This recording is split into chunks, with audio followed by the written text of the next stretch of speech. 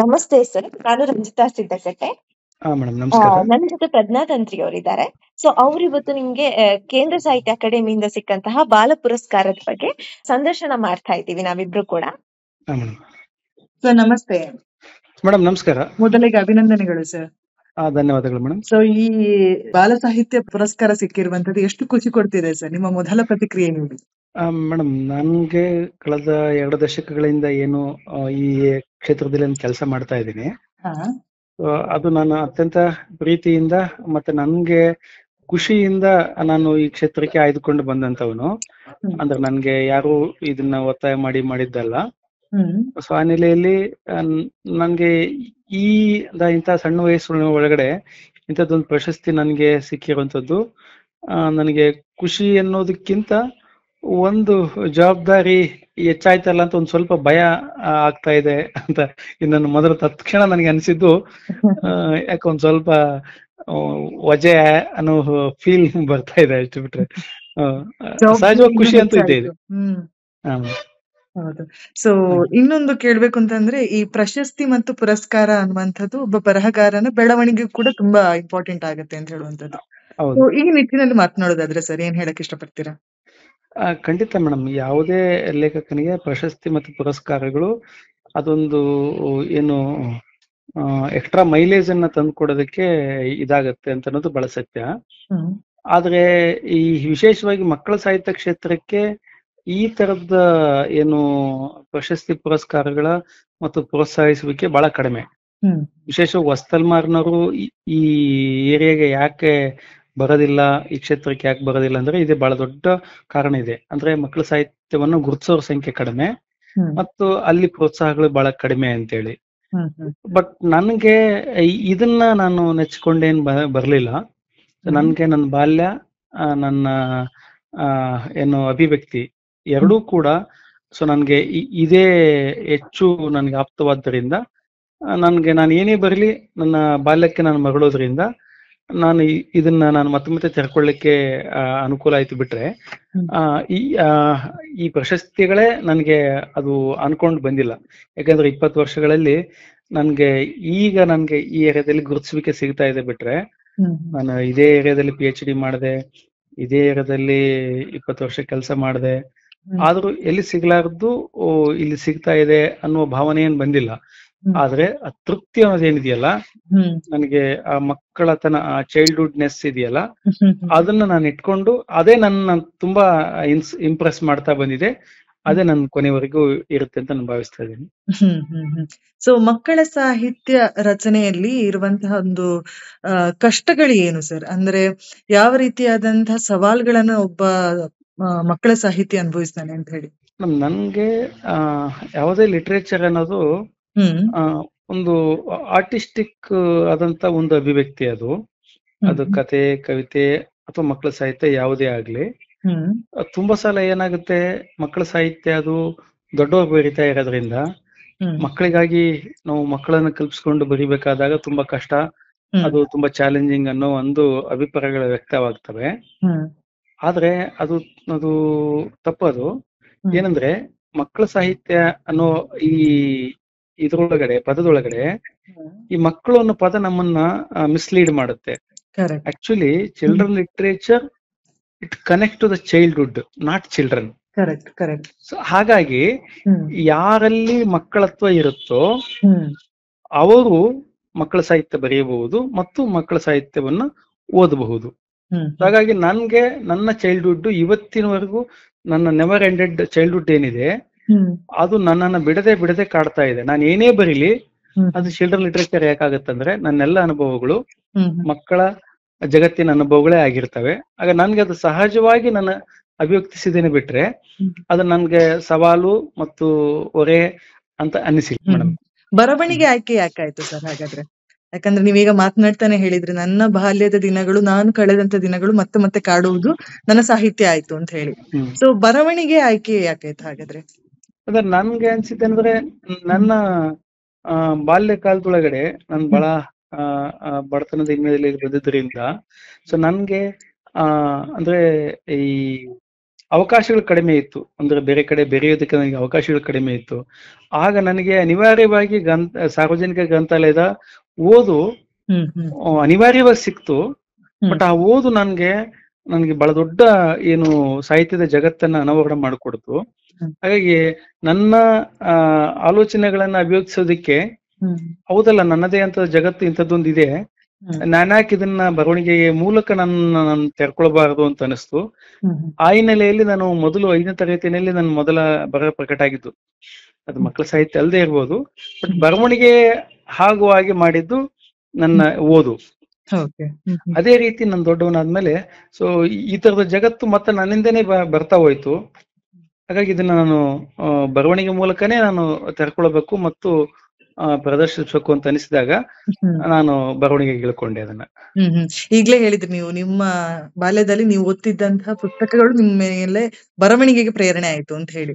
So ಯಾವ ಕೃತಿಗಳು ಅಥವಾ ಯಾರ ಬರಹಗಳು ನಿಮ್ಮ ಮೇಲೆ ಪ್ರಭಾವಿಸಿತು ಅಂತ ಹೇಳಿ ಸರ್? ಮೇಡಮ್, ನನ್ಗೆ ಬಾಲ್ಯಕಾಲದೊಳಗಡೆ ನಾನು ಓದಿದ ಏನು ಓದುಗಳೇನಿದೆ ಅಂದ್ರೆ ವಿಶೇಷವಾಗಿ ಈ ಕಳೆದ ಈಗ 3 ದಶಕಗಳ ಹಿಂದಿನ ಚಂದಮಾಮ, ಬಾಲಮಿತ್ರ, ಮತ್ತೆ ಈಸೋಫನ ಕಥೆಗಳು, ಪಂಚತಂತ್ರ ಕಥೆಗಳು, ಅಕ್ಬರ ಬೀರ್ಬಲ್ ಕಥೆಗಳು, ಗ್ರಂಥಾಲಯದಲ್ಲಿ ಇರ್ಬೋದಂತ ಎಲ್ಲ ಜಗತ್ತನ್ನ ನಾನು ಓದಿಕೊಂಡೇ ಬೆಳೆದಂತವನು. ಮತ್ತು ನಮ್ಮಲ್ಲೆಲ್ಲ ಬೆಳಗ್ಗೆದ್ರೆ ಏನು ಯಾವುದೇ ಏನು ಪುರಾಣ ಧಾರ್ಮಿಕ ಕಥೆಗಳನ್ನ ಕೇಳಿದವನು.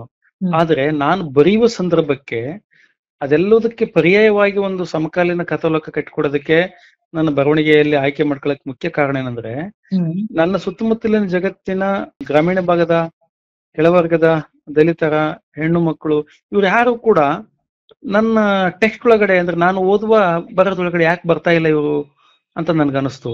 ಸೊ ಹಂಗಿದ್ರೆ ಬರ್ತಾ ಇಲ್ಲ ಅಂದ್ರೆ ಯಾರು ಮಾಡ್ಬೇಕು ಈ ಕೆಲಸವನ್ನ? ಸೊ ನಾನೇ ಮಾಡ್ಬೇಕಾದಂತ ಜವಾಬ್ದಾರಿ ನನ್ನ ಮೇಲಿದೆ ಅಂತ ಹೇಳಿ ಮತ್ತೆ ನಾನು ಆ ಓದಿನ ಎಷ್ಟೇ ಹಿನ್ನೆಲೆ ಇದ್ರೂ ಕೂಡ ಬರೆಯುವ ಸಂದರ್ಭದಲ್ಲಿ ಮಾತ್ರ ನನ್ನ ಸುತ್ತಮುತ್ತಲಿನ ಜಗತ್ತನ್ನೇ ನಾನು ತೆರ್ಕೊಳ್ಳಿಕ್ಕೆ ನಾನು ಶುರು ಮಾಡಿದೆ. ನಮಸ್ತೆ ಸರ್. ನೀವು ಕಾವ್ಯ ಪ್ರಕಾರ ಮತ್ತು ಮಕ್ಕಳ ಸಾಹಿತ್ಯ ಪ್ರಕಾರದ ಬರವಣಿಗೆಯಲ್ಲಿ ನಿಮ್ಮನ್ನ ತೊಡಗಿಸಿಕೊಂಡಿದ್ದೀರಾ. ಮಕ್ಕಳ ಸಾಹಿತ್ಯ ಅನ್ನುವಂಥದ್ದು ಬಹಳ ಭಿನ್ನವಾದ ಸಾಹಿತ್ಯ ಪ್ರಕಾರ. ಈ ಒಂದು ಪ್ರಕಾರದ ಬರವಣಿಗೆಯಲ್ಲಿ ಲೇಖಕನ ಆಲೋಚನಾ ಪ್ರಕ್ರಿಯೆ ಏನು, ಹೇಗೆ ಬದಲಾಗುತ್ತೆ ಸರ್? ಮೇಡಮ್, ಕಾವ್ಯ ಆಗ್ಲಿ ಮತ್ತು ಕಥೆ ಆಗ್ಲಿ ನನ್ಗೆ ಸೊ ಎರಡೂ ನನ್ನ ಅಚ್ಚುಮೆಚ್ಚಿನ ನನ್ನ ಏನು ಬರವಣಿಗೆಯ ಕ್ಷೇತ್ರಗಳು. ನಾನು ಹಾಗೆಂದೇ ನಾನು ಕಾವ್ಯವನ್ನ ಬರೆದಂತವನು. ಈಗ್ಲೂ ಕೂಡ ನಾನು ಏನು ಸಮಕಾಲೀನ ಗೆಳೆಯರ ಎಲ್ಲ ಕಾವ್ಯವನ್ನ ನಾನು ಬಿಡದೆ ಓದ್ತೀನಿ. ಆದ್ರೆ ನನ್ನ ಬರವಣಿಗೆಯ ಸಂದರ್ಭಕ್ಕೆ ಬಂದಾಗ ನಾನು ಆರಂಭದಲ್ಲಿ ಇದ್ದಂತ ಕಾವ್ಯದ ಬರವಣಿಗೆಯ ಇದು ನನ್ಗೆ ನಂತರ ಗದ್ಯಕ್ಕೆ ತೀರ್ಕೊಳ್ಳೋದಕ್ಕೆ ಬಹುಶಃ ನನ್ನ ಅನುಭವ ಬಹಳ ಮುಖ್ಯ ಅಂತ ಅನಿಸ್ತು. ಅಂದ್ರೆ ನನ್ನ ಅನುಭವ ಅಥವಾ ನಾನು ಬರಿಬೇಕಾದಂತ ಒಂದು ಸ್ವರೂಪ ಅದು ಗದ್ಯಕ್ಕೆ ಸೂಟ್ ಆಗಲ್ಲ ಅಂತೇಳಿ, ಅದು ಪದ್ಯಕ್ಕೆ ಸೂಟ್ ಆಗಲ್ಲ ಅಂತೇಳಿ ಗದ್ಯಕ್ಕೆ ತೆರ್ಕೊಳ್ಳೋದಕ್ಕೆ ಅದು ನನ್ನೊಳಗಡೆ ನಾನೇ ಮಾಡಿಕೊಂಡಂತ ಒಂದು ಮಾರ್ಪಾಡು ಅಂತ ನನಗೆ ಅನ್ಸುತ್ತೆ. ನಾನು ಹೇಳ್ಬೇಕಾದ್ರೆ ಹೇಳೋದಕ್ಕೆ ಪದ್ಯಕ್ಕಿಂತ ಗದ್ಯ ಅತಿ ಹೆಚ್ಚು ಸೂಕ್ತ ಅಂತೇಳಿ ನಾನು ಪದ್ಯದಿಂದ ಗದ್ಯಕ್ಕೆ ನಾನು ಶಿಫ್ಟ್ ಆಗ್ಬೇಕಾಯ್ತು. ಈ ಒಂದು ಮಕ್ಕಳ ಸಾಹಿತ್ಯ ಪ್ರಕಾರದ ಬರವಣಿಗೆಯಲ್ಲಿ ನಿಮ್ಗೆ ಯಾವ್ದಾದ್ರು ಸವಾಲುಗಳು ಎದುರಾಗಿದೆಯಾ ಸರ್? ಸವಾಲುಗಳು ಅಂತ ನನ್ಗೆ ಅನ್ಕೊಂಡಿಲ್ಲ ಮೇಡಮ್. ಬಟ್ ಆದ್ರೆ ಅಂದ್ರೆ ನಮ್ಗೆ ಅಂದ್ರೆ ಪ್ರಕಟಣೆಯ ಸಂದರ್ಭಕ್ಕೆ ಬಂದಾಗ ಮತ್ತೆ ಮುಟ್ಟಿಸುವ ಅದನ್ನ ಪುಸ್ತಕಗಳನ್ನು ಮುಟ್ಟಿಸುವ ಅಂದ್ರೆ ಓದುಗರಿಗೆ ಮುಟ್ಟಿಸುವ ಸಂದರ್ಭಕ್ಕೆ ಬಂದಾಗ ಸವಾಲುಗಳು ತುಂಬಾ ನಮ್ಗೆ ಕಾಡಿದ್ದಿದೆ. ಅಂದ್ರೆ ನಮ್ಗೆ ನನ್ನ PhD ಸಬ್ಜೆಕ್ಟು ಫ್ಯಾಂಟಸಿ, ಕನ್ನಡ ಕಥೆಗಳ ಮೇಲೆ ಫ್ಯಾಂಟಸಿ ಏನು ಸ್ವರೂಪದ ಮೇಲೆ ನಾನು ಮಾಡಿದ್ದು. ಈ ಸಂದರ್ಭದೊಳಗಡೆ ನನ್ನ ಜಾಗತಿಕ ಮಟ್ಟದೊಳಗಡೆ ಕಥೆಗಳಲ್ಲಿ ಫ್ಯಾಂಟಸಿ ಹೆಂಗಿದೆ ಅಂತ ನಾನು ಹುಡುಕಿದಾಗ ಸೊ ನಾವು ತುಂಬಾ ಹಿಂದಿದೀವಿ ಅಂತ ಗೊತ್ತಾಯ್ತು. ನಾನು ಕನ್ನಡ ಹೇಳ್ತಾ ಇಲ್ಲ, ಭಾರತೀಯ ಪ್ರಾದೇಶಿಕ ಭಾಷೆಗಳ ಮಕ್ಕಳ ಸಾಹಿತ್ಯ ತುಂಬಾ ನಾವು ಹಿಂದಿದೀವಿ ಅಂತ ನಾವು ಅಂದ್ಕೊಳ್ಬೇಕಾಯ್ತು. ಸೊ ಹಾಗಾಗಿ ನನ್ಗೆ ಸೊ ಈ ಯಾಕೆ ನಾವು ಹಿಂದಿದೀವಿ ಅಂತಂದ್ರೆ ನಾವು ಇನ್ನೂ ನಮ್ಮದೇ ಪರಿಸರದ ಜಗತ್ತನ್ನ ನಮ್ಮ ಮಕ್ಕಳಿಗೆ ಮುಟ್ಟಿಸಲಿಕ್ಕೆ ನಮಗೆ ಸಾಧ್ಯವಾಗಿಲ್ಲ. ಸಾಧ್ಯ ಆಗದೆ ಇರೋದಕ್ಕೆ ಹಲವು ಕಾರಣಗಳಿರ್ಬೋದು. ಇದು ನಮ್ಗೆ ಬಹಳ ದೊಡ್ಡ ಸವಾಲು. ಅದನ್ನ ನಾವು ಪ್ರಕಾಶಕರು ಮಾಡ್ಬೇಕಾ, ಲೇಖಕರು ಮಾಡ್ಬೇಕಾ, ಓದುಗರು, ಈ 3 ಜನರ ಸಂಯೋಗ ಹೆಂಗಾಗ್ಬೇಕು ಅನ್ನೋದು ಇವತ್ತಿಗೂ ನಮ್ಗೆ ಒಂದು ಪ್ರಶ್ನೆಯಾಗಿ ಉಳ್ಕೊಂಡಿದೆ. ಈಗ ನಮ್ಗೆ ಹ್ಯಾರಿ ಪಾಟರ್ ಸೀರೀಸು 5, 6ನೇ 7ನೇ ನಿರಂತರ ಬಂದದ್ದೆಲ್ಲವುದು ಕೂಡ ಕಾದುಕೊಂಡು ಓದಿದ ನಮ್ಮದೇ ಮಕ್ಕಳು, ನಮ್ಮದೇ ಕನ್ನಡದ ಆನಂದ್ ಪಾಟೀಲ್ರ ಪುಟ್ಟಾರಿಯಾಣೆ ಪುಟ್ ಅಂತ ಅದ್ಭುತವಾದ ಕಾದಂಬರಿ ಬಂದ್ರೆ ಯಾರಿಗೂ ಗೊತ್ತೇ ಆಗಲ್ಲ. ಈ ತಮ್ಮಣ್ಣ ಬಿಗಾರರ ಬಾವಲಿಗೂ ಹೇಗೆ ಬಹಳ ದೊಡ್ಡ ಪ್ರಶಸ್ತಿ ಬಂದಿದೆ ಅಂತಂದ್ರೆ ಅದ್ ಯಾರಿಗೂ ಮುಟ್ಟಿರೋದೇ ಇಲ್ಲ, ಗೊತ್ತಿರೋದೇ ಇಲ್ಲ. ಓಡಿ ಹೋದ ಹುಡುಗ ಅಂತ ಒಂದು ಅದ್ಭುತ ಕಾದಂಬರಿ ನಮ್ಮಲ್ಲಿ ಮಕ್ಕಳ ಸಾಹಿತ್ಯ ಕ್ಷೇತ್ರದೊಳಗೆ ಬಂದಿದೆ ಅಂತಂದ್ರೆ ಅದು ನಮ್ಗೆ ಯಾರು ಗೊತ್ತಾಗಲಾರದ ಹಾಗೆ ಇರುವಂತ ಒಂದು ವ್ಯವಸ್ಥೆ ನಮ್ಮಲ್ಲಿ ಸೃಷ್ಟಿಯಾಗಿದೆ. ಇದು ಈ ಕಾಲದ ಅತ್ಯಂತ ದೊಡ್ಡ ಸವಾಲು ಅಂತ ನಾನು ಭಾವಿಸ್ತಾ ಇದ್ದೀನಿ. ಹಾ ಸರ್, ಅಂದ್ರೆ ಇನ್ನು ನಾವು ಮುಖ್ಯವಾಗಿ ನೋಡೋದಾದ್ರೆ ಪ್ರಸ್ತುತ ಕಾಲಘಟ್ಟದಲ್ಲಿ ಮಕ್ಕಳ ಸಾಹಿತ್ಯ ಏನಿದೆ ಅದು ಜಾಸ್ತಿಯಾಗಿ ಬರ್ತಾ ಇಲ್ಲ. ಮಕ್ಕಳ ಸಾಹಿತ್ಯಗಳು ಕಡಿಮೆ ಆಗ್ತಾ ಇದ್ದಾರೆ ಅನ್ನುವಂತ ಒಂದು ಮಾತಿದೆ. ಅದ್ರ ಬಗ್ಗೆ ಮಾತಾಡೋದಾದ್ರೆ? ಇಲ್ಲ ಮೇಡಮ್, ಏನಂದ್ರೆ ನಾವು ಈ ಸಾಹಿತ್ಯವನ್ನ ಮಕ್ಕಳ ಸಾಹಿತ್ಯ ಬೇರೆ, ಮುಖ್ಯಧಾರೆಯ ಸಾಹಿತ್ಯ ಬೇರೆ ಅಂತ ನಾವೇನು ವಿಂಗಡಿಸಿ ನೋಡುವ ಕ್ರಮ ಇದೆಯಲ್ಲ, ಇದೇ ಬಹಳ ದೊಡ್ಡ ತಪ್ಪು. ಈಗ ನಾವು ಭಾರತೀಯ ಭಾಷೆಗಳಲ್ಲಿ ಬೆಂಗಾಲಿಯಲ್ಲಿ ನೋಡಿದ್ರೆ ನಾವು ಏನು ಬಹಳ ದೊಡ್ಡ ದೊಡ್ಡ ಪ್ರಶಸ್ತಿಗಳನ್ನ ತೆಗೆದುಕೊಂಡ, ಜ್ಞಾನಪೀಠ ತೆಗೆದುಕೊಂಡ ಮಹಾಶ್ವೇತಾ ದೇವಿಯರು ಕೂಡ ಮಕ್ಕಳಿಗೆ ಬರೆದಿದ್ದಾರೆ. ಅಂದ್ರೆ ಮುಖ್ಯಧಾರೆಯಲ್ಲಿರುವಂತ ಲೇಖಕರೆಲ್ಲರೂ ಕೂಡ ಮಕ್ಕಳ ಸಾಹಿತ್ಯಕ್ಕೆ ಮಹತ್ವ ಕೊಟ್ರೆ ಇದು ಈ ಸಮಸ್ಯೆ ನನಗೆ ಉದ್ಭವಿಸುವುದಿಲ್ಲ ಅಂತ ನನಗೆ ಅನ್ಸುತ್ತೆ. ಕನ್ನಡದಲ್ಲಿ ಈಗ ಯಾರು ಕೂಡ ಇದನ್ನ ಅತ್ಯಂತ ಗಂಭೀರವಾದಂತ ಪ್ರಕಾರ ಅಂತ ಭಾವಿಸಿಲ್ಲದಿರುವುದೇ ಈ ಸಮಸ್ಯೆಗೆ ಮೂಲ ಕಾರಣ ಅಂತ ನಾನು ಭಾವಿಸ್ತಾ ಇದ್ದೀನಿ. ಇನ್ನೊಂದು ಸರ್, ಮಕ್ಕಳ ಸಾಹಿತ್ಯ ಅಂದ್ಮೇಲೆ ಅಲ್ಲಿ ಮಕ್ಕಳ ಭಾಷೆ ಆಗಿರ್ಬೋದು, ಮಕ್ಕಳ ಕಲ್ಪನೆ ಆಗಿರ್ಬೋದು, ಮಕ್ಕಳ ಮುಗ್ಧತೆ ಆಗಿರ್ಬೋದು ಇರ್ಲೇಬೇಕು. ಇವುಗಳ ಒಂದು ಕಸಬುಗಾರಿಕೆಯಲ್ಲಿ ಇವುಗಳ ಒಂದು ಕಸಬುಗಾರಿಕೆ ಹೇಗೆ ಸಾಧ್ಯ ಆಗುತ್ತೆ ಅಂತ ಹೇಳಿ ನಿಮ್ಗೆ? ಒಂದು ಮೇಡಮ್, ಅಂದ್ರೆ ಮಕ್ಕಳ ಜಗತ್ತು ಅನ್ನೋದು ತುಂಬಾ ಸಲ ಏನ್ ಅನ್ಕೊಂತೀವಿ ನಾವು, ನಮ್ಕಿಂತ ಅದು ಸಣ್ಣ ಜಗತ್ತು ಅಂತ ನಾವು ತುಂಬಾ ಸಲ ಭಾವಿಸಿರ್ತೀವಿ. ಅದು ಏನಪ್ಪಾ ಮಕ್ಕಳು ಅಂದ್ರೆ ಬಹಳ ಸಣ್ಣ ಪದಗಳು, ಸಣ್ಣ ಇದು, ಅದೇನು ಮುಖ್ಯದ್ದಲ್ಲ ಅಂತ. ಆದ್ರೆ ನಮ್ಮ ಕಲ್ಪನೆಗಳಿಗೆ ಮಿತಿಗಳಿರುತ್ತೆ, ಮಕ್ಕಳ ಜಗತ್ತಿನ ಕಲ್ಪನೆಗಳಿಗೆ ಮಿತಿಗಳಿರೋದಿಲ್ಲ.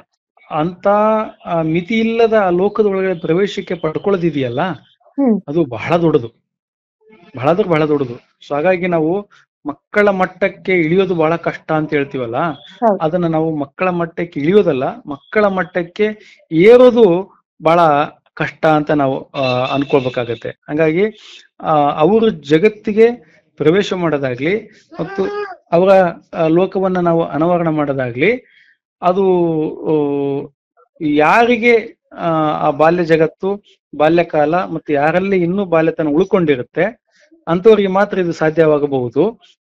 ಬೇರೆಯವರಿಗೆ ಅದು ತುಂಬಾ ಕಷ್ಟ ಆಗತ್ತೆ.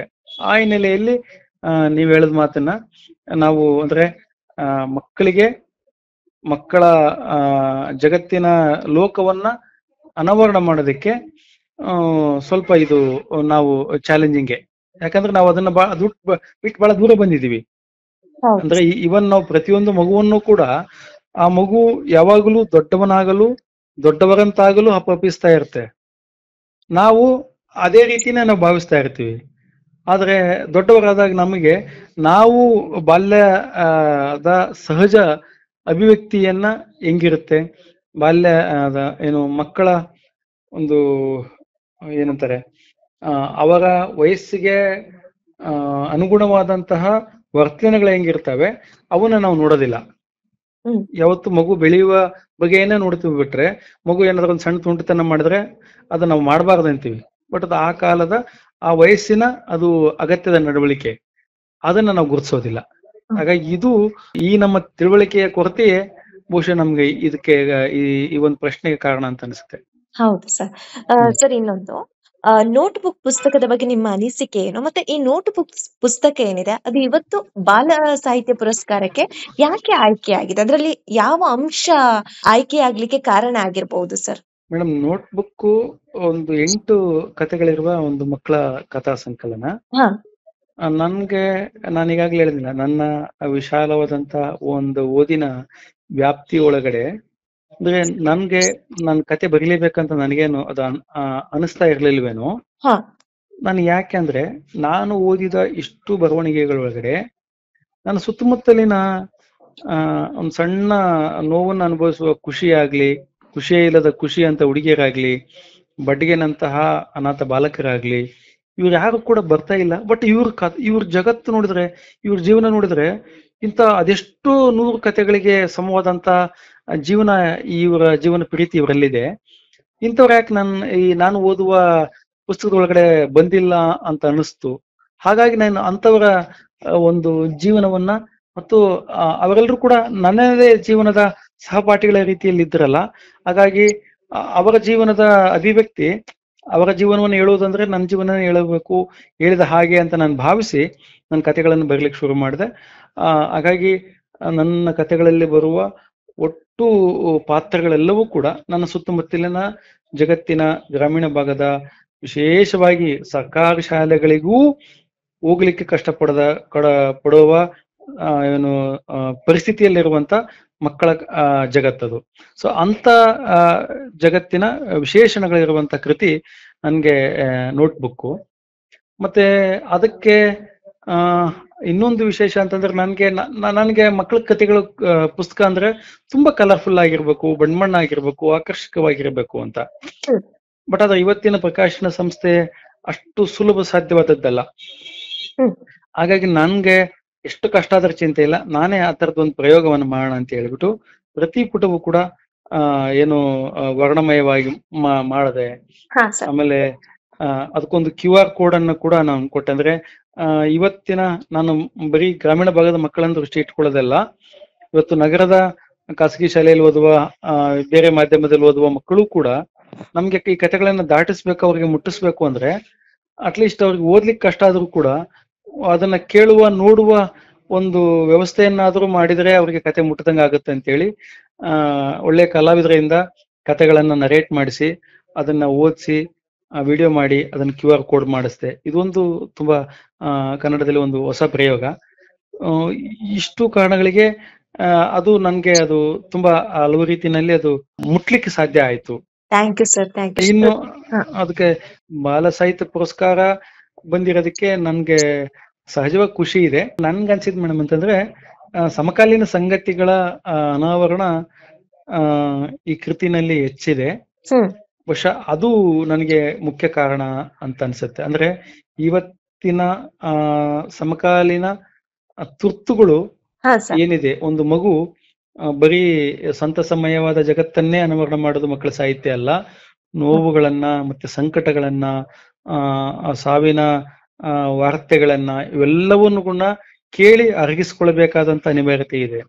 ಇವತ್ತು ಮಕ್ಕಳನ್ನ ತುಂಬಾ ಲೈಟ್ ಆಗಿ, ತುಂಬಾ ನಾವು ಅವ್ರನ್ನ ಬೆಳೆಸುವ ಈ ಸಂದರ್ಭದೊಳಗಡೆ ಇಂಥದ್ದೆಲ್ಲ ಜಗತ್ತು ಕೂಡ ಅಗತ್ಯವಾಗಿ ಬೇಕು. ಅಂಥದ್ದೆಲ್ಲವೂ ಕೂಡ ನನ್ನ ಪಾತ್ರಗಳ ರೂಪದಲ್ಲಿ ಬಂದಿದ್ದಾರೆ.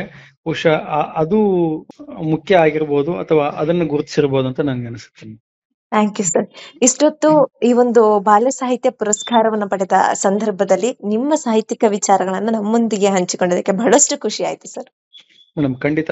ಬುಕ್ ಬ್ರಹ್ಮ 2021ರಲ್ಲಿ ನೋಟ್ಬುಕ್ ಬಂದಾಗ ಮೊದಲಿಗೆ ಒಂದು ಜೂಮ್ ವಿತ್ ಬುಕ್ ಬ್ರಹ್ಮದಲ್ಲಿ ಸಂದರ್ಶನ ಮಾಡಿ ನೋಟ್ಬುಕ್ ಅನ್ನ ಎಲ್ರಿಗೂ ಪರಿಚಯ ಮಾಡೋದಕ್ಕೆ ತುಂಬಾ ಸಹಕಾರಿಯಾಗಿತ್ತು. ಈಗ ಮತ್ತೊಮ್ಮೆ ಈಗ ಬಾಲ ಸಾಹಿತ್ಯ ಪುರಸ್ಕಾರ ಬಂದಾಗ ನನ್ನನ್ನ ಸಂದರ್ಶನ ಮಾಡಿರುವಂತದ್ದು, ಸೊ ನಿಮಗೆ ಮತ್ತು ಚಪರ್ಕೆ ಸರ್ ಅವ್ರಿಗೆ ಮತ್ತು ದೇವು ಸರ್ಗೆ ಎಲ್ರಿಗೂ ಧನ್ಯವಾದಗಳು. ಧನ್ಯವಾದಗಳು ಸರ್. ಧನ್ಯವಾದ. Okay, thank you.